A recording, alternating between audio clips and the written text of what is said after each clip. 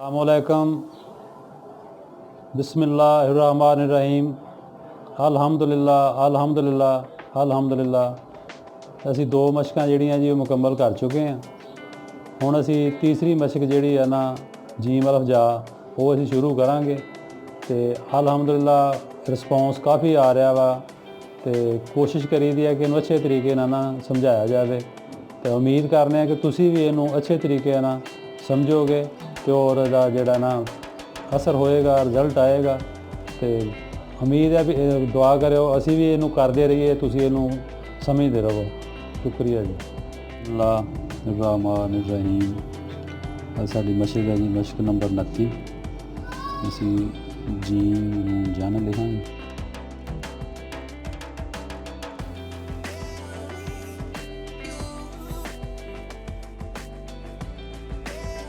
यह चीज़ां जिहड़ियां ने खूने ने बनदियां ने मजाक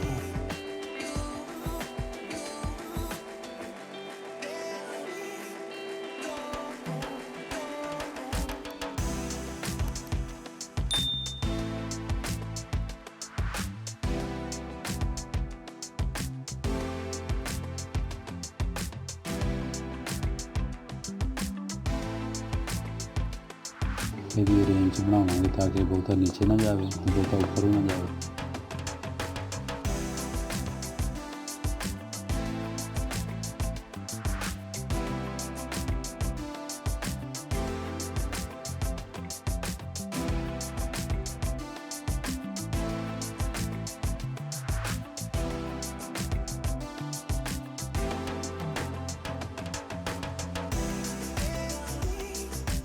ਅਸੀਂ ਅੱਜ 3 हरफ लिखांगे जी।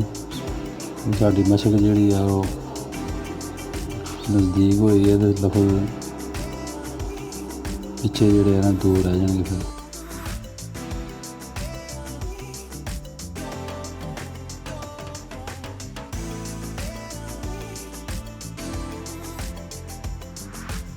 ਇਹਦੇ ਨਾਲ ही जीवा जो लिखांगे।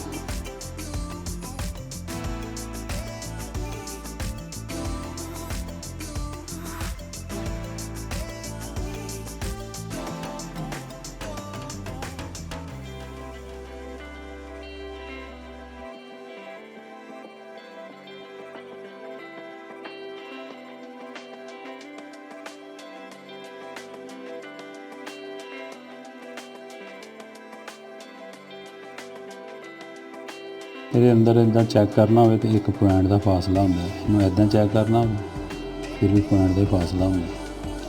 ਨੁਕਤਾ ਜਿਹੜਾ ਅਸੀਂ ਇੱਥੇ ਬਣਾਵਾਂਗੇ।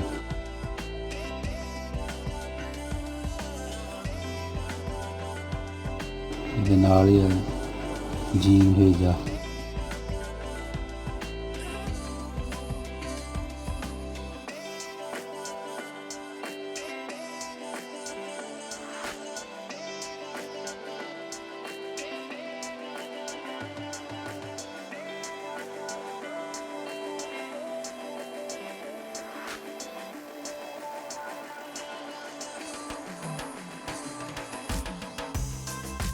ਇਹਦੇ ਅੰਦਰ ਇਹਦੇ ਵੀ ਚੈੱਕ ਕਰਾਂਗੇ ਨਾ ਤੇ ਇਹ ਕਲਮ ਦਾ ਜਿਹੜਾ ਨਾ ਪੁਆਇੰਟ ਹੋਣਾ ਚਾਹੀਦਾ।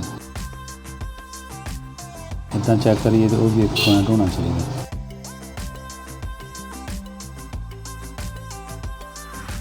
ਨੁਕਤਾ ਇਹਦਾ ਵੀ ਅਸੀਂ ਐਸੇ ਲਾਈਨ ਤੇ ਬਣਾਵਾਂਗੇ।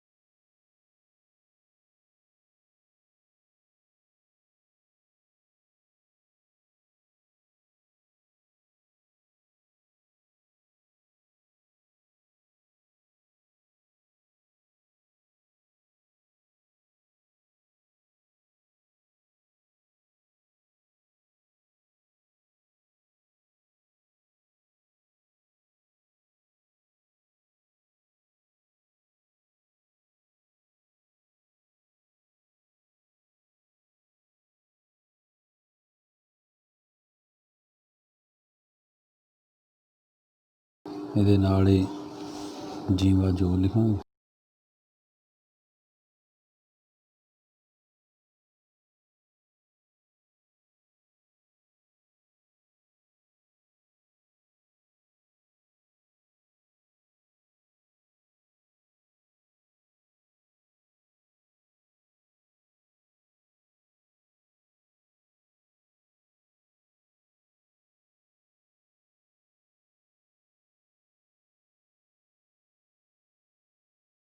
ਇਹਦੇ ਅੰਦਰ ਇੱਦਾਂ ਚੈੱਕ ਕਰਨਾ ਹੋਵੇ ਤਾਂ ਇੱਕ ਪੁਆਇੰਟ ਦਾ ਫਾਸਲਾ ਹੁੰਦਾ, ਇਹਨੂੰ ਇੱਦਾਂ ਚੈੱਕ ਕਰਨਾ ਹੋਵੇ ਫਿਰ ਵੀ ਪੁਆਇੰਟ ਦਾ ਹੀ ਫਾਸਲਾ ਹੁੰਦਾ। ਨੁਕਤਾ ਜਿਹੜਾ ਅਸੀਂ ਇੱਥੇ ਬਣਾਵਾਂਗੇ,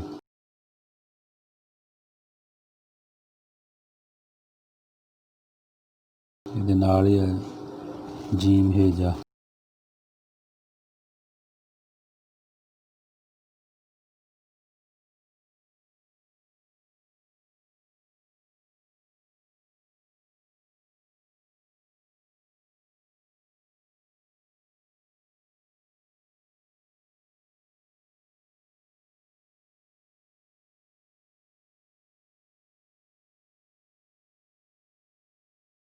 ਇਹਦੇ ਅੰਦਰ ਇਹਦੇ ਵੀ ਚੈੱਕ ਕਰਾਂਗੇ ਨਾ, ਤੇ ਇਹ ਕਲਮ ਦਾ ਜਿਹੜਾ ਨਾ ਜੀ ਪੁਆਇੰਟ ਹੋਣਾ ਚਾਹੀਦਾ।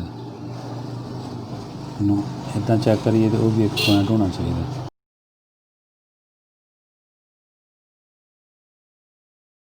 ਨੁਕਤਾ ਇਹਦਾ ਵੀ ਅਸੀਂ ਐਸੇ ਲਾਈਨ 'ਤੇ ਬਣਾਵਾਂਗੇ।